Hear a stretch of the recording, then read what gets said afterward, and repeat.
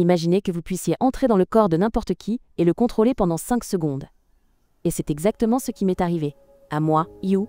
Mais avant de plonger dans l'histoire, abonnez-vous à la chaîne, appuyez sur le bouton j'aime et embarquez avec moi dans ce voyage. J était un lycéen, j'avais perdu mes parents et je vivais avec ma petite sœur Ayumi. Je possédais un pouvoir surnaturel rare que personne d'autre n'avait. Je pouvais contrôler n'importe qui simplement en pensant à eux. Mais il y avait un inconvénient, mon pouvoir ne durait que 5 secondes, et pendant ce temps je perdais complètement connaissance. Imaginez une telle puissance. Avec ce pouvoir, je pouvais facilement cambrioler une banque par exemple. Mais comme tout adolescent débridé, je ne l'utilisais que pour me battre et faire des bêtises. Cependant, à la fin de l'année scolaire, tout le monde a été choqué. J'avais obtenu les meilleures notes, et J était en tête du classement. Mais comment ?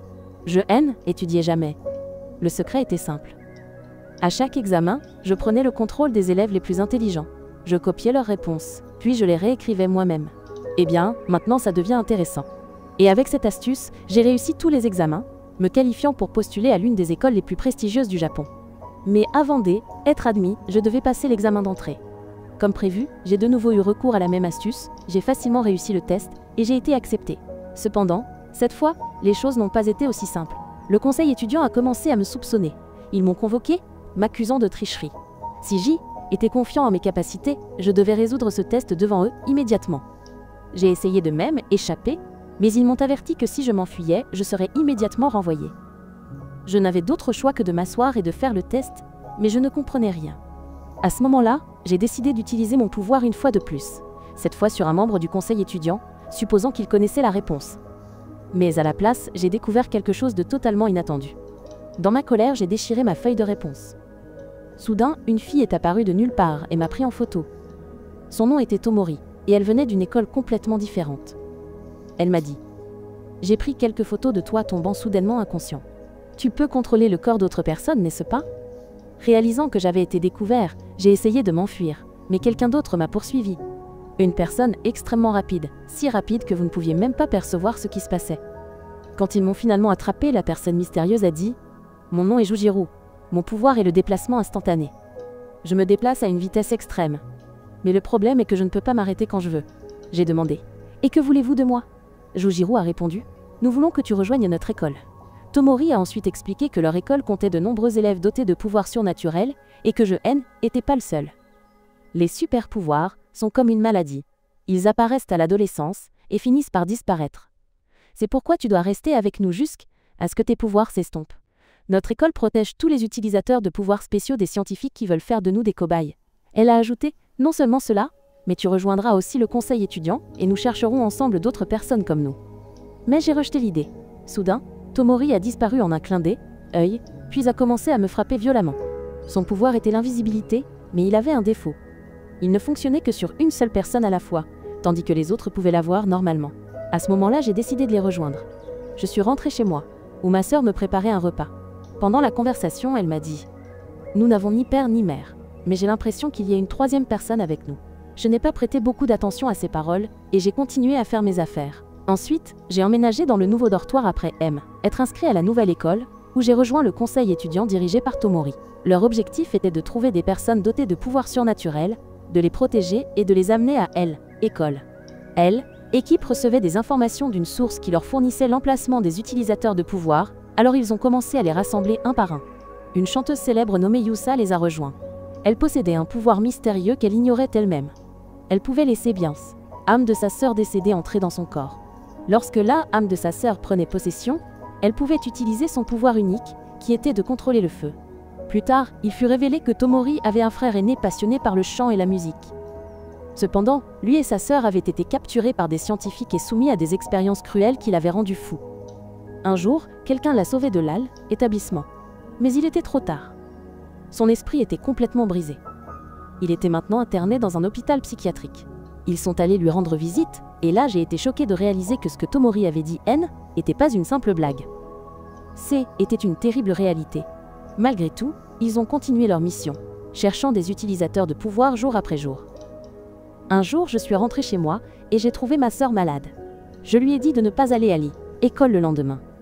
Le matin suivant, alors que J était à école, équipe a reçu un rapport de l'informateur concernant un nouvel utilisateur de pouvoir, quelqu'un avec un pouvoir destructeur.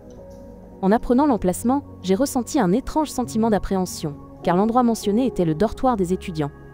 Serait-ce ma sœur? Tomori a ordonné une vérification, alors ils sont allés lui rendre visite et ont passé du temps avec elle. Ils n'ont rien remarqué d'anormal, mais Ayumi a dit à son frère qu'elle avait fait un terrible cauchemar.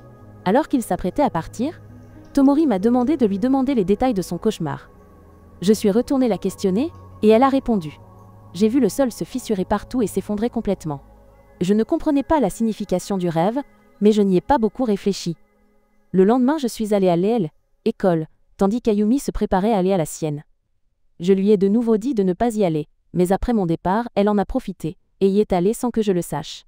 À la fin de la journée, Tomori m'a dit que je devais aller vérifier ma sœur rapidement. J'ai couru aussi vite que possible, mais il était trop tard.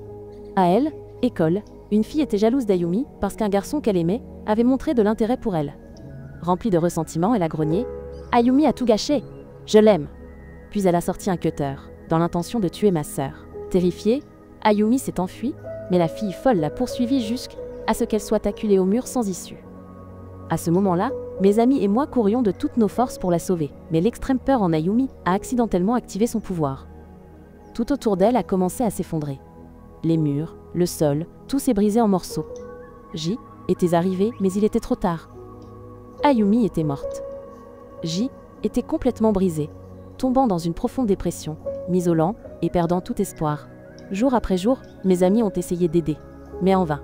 Mon état a empiré au point que je errais sans but, me disputant avec tout le monde et manquant de sombrer dans l'addiction. Mais au moment crucial, Tomori est intervenu et m'a arrêté, disant « Reprends-toi, ne sois plus fou. Je t'ai surveillé tout ce temps, c'est assez. » J'ai répondu avec colère « Qu'est-ce que ça te fait? Ça ne te regarde pas. » Elle a répondu « D'accord, je te laisserai tranquille, mais à une condition.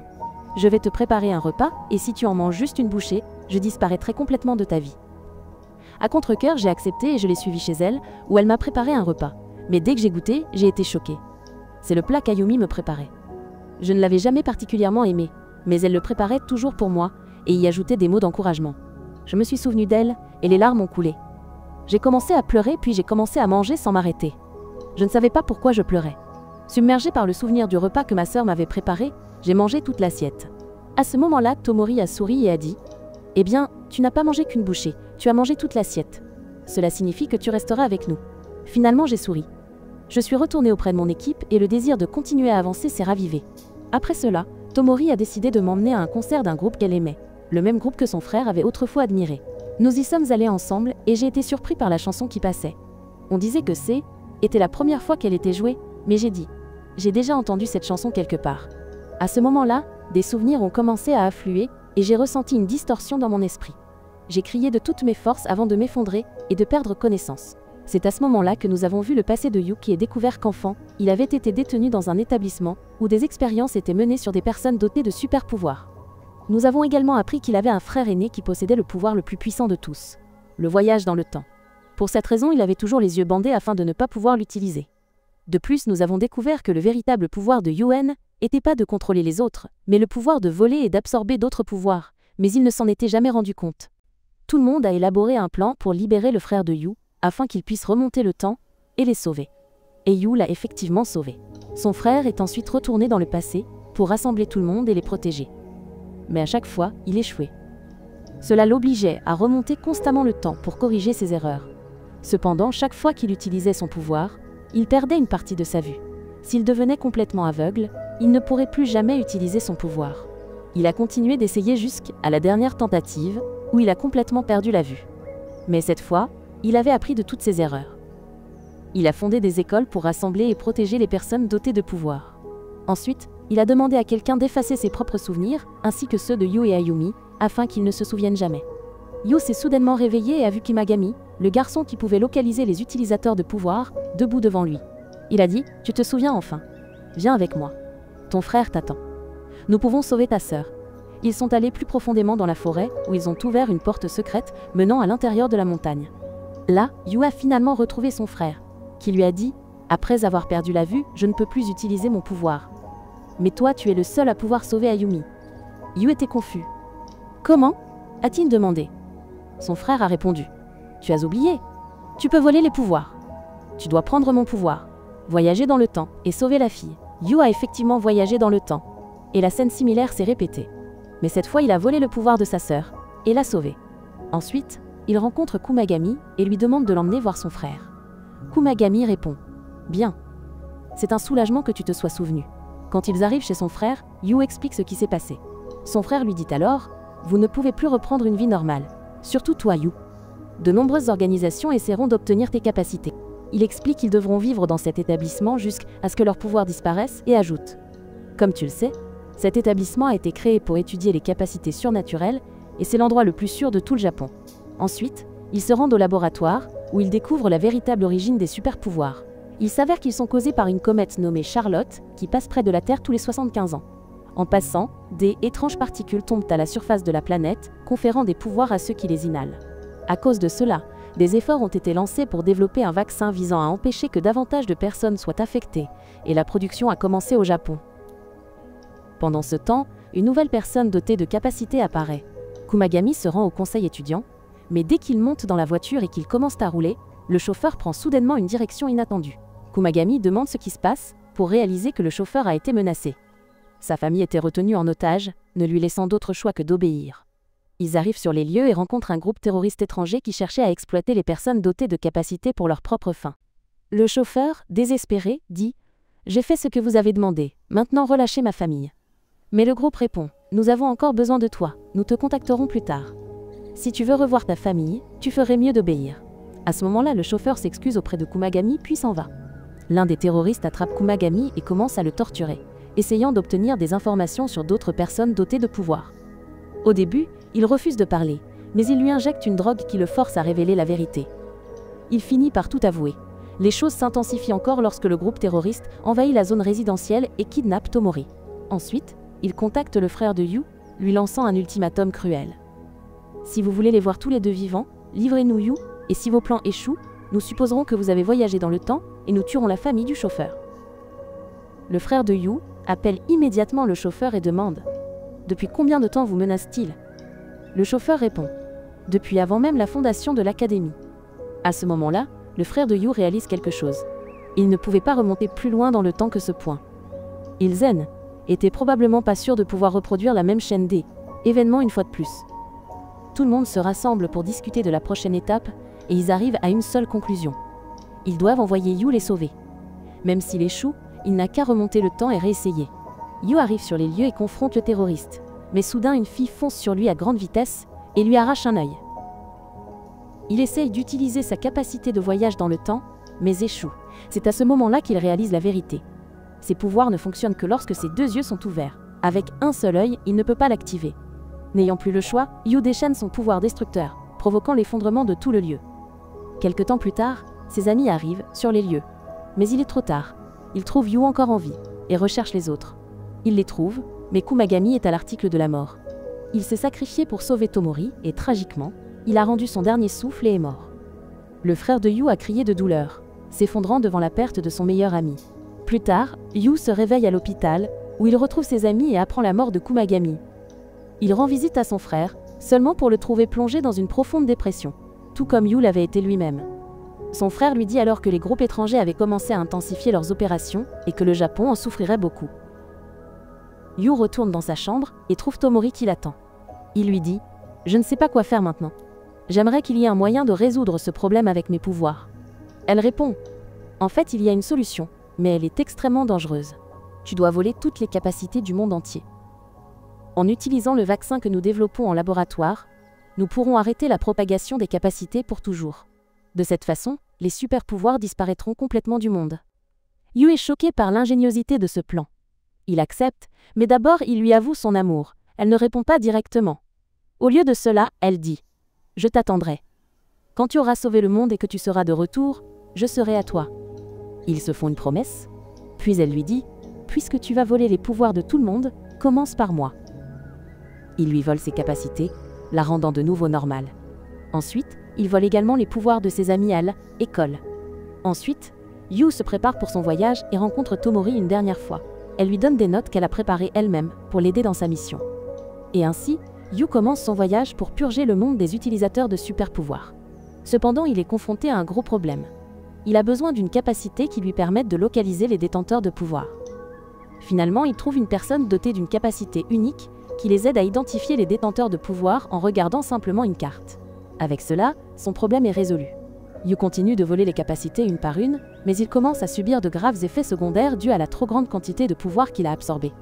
Avec trop de pouvoir en lui, Yu commence à perdre le contrôle de lui-même, manquant de peu de blesser des civils. Jour après jour, ses souvenirs deviennent de plus en plus confus. Mais il y a une chose à laquelle il s'accroche toujours. Une chose qu'il refuse de lâcher, bien qu'il ait complètement oublié ce que était. Ce sont les notes que Tomori lui avait données. Il ne reste plus qu'une seule personne. Une fois que Yu aura volé ses capacités, il aura recueilli tous les pouvoirs du monde. Mais à ce moment-là, son corps est devenu incroyablement faible.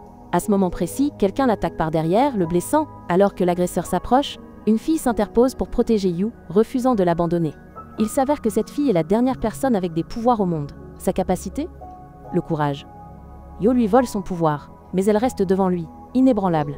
Il lui dit de partir, disant « Vas-y, je m'en sortirai seul ». Yu essaye de bouger, mais l'homme qui l'a attaqué est toujours déterminé à se battre. Il lui porte un autre coup, frappant Yu dans le dos. Yu tombe au sol, essaye d'atteindre les notes, mais il perd complètement connaissance. À ce moment-là, un avion apparaît dans le ciel. À son bord se trouve son frère, qui le ramène à la maison. Yu se réveille à l'hôpital et trouve Tomori assise à côté de lui, attendant qu'il se réveille. Mais il ne la reconnaît pas. Confus, il demande « Qui es-tu » Elle répond « Je suis ta petite amie ». Puis elle ajoute « C'est moi qui t'ai écrit ces notes ». Yu regarde les notes dans sa main et dit « Ces notes sont la seule chose qui m'a fait avancer, la seule chose que je ne pouvais pas lâcher ». À ce moment-là, des larmes coulent sur le visage de Tomori. Mais ce ne sont pas des larmes de tristesse. Ce sont des larmes de joie. Et maintenant, dites-nous dans les commentaires, quelle est votre scène préférée de l'histoire d'aujourd'hui ? Restez à elle et écoute pour des résumés encore plus intéressants et passionnants. À la prochaine!